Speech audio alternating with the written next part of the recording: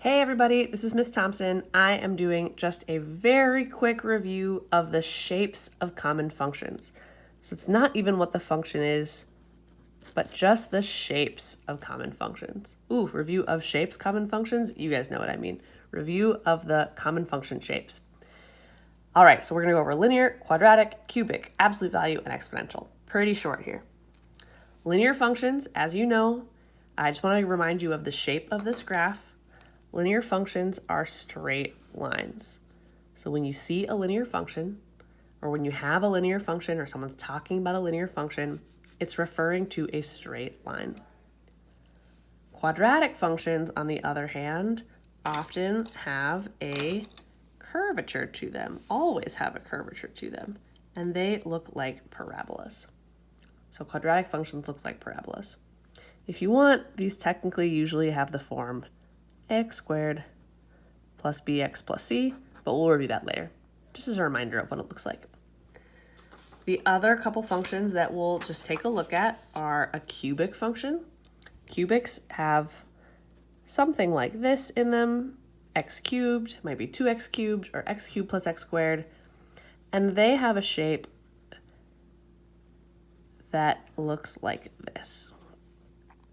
It starts at one end and ends at the other, so it's always kind of an S shape or a Z shape or an N shape. Absolute value function is our function that deals with the absolute value symbol.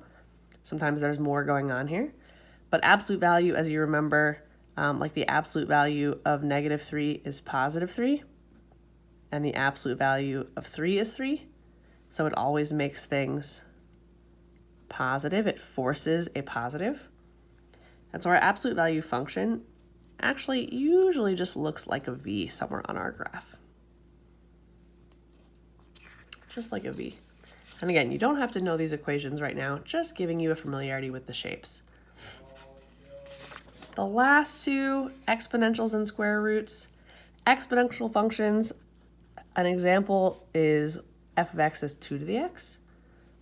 And they have a shape that looks something like this, where there's usually an asymptote on this end, and this end will rise forever.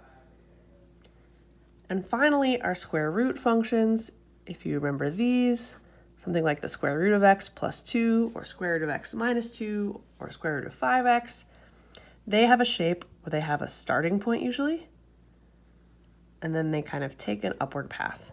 But they usually don't go back from all the graph. They usually have a clear endpoint.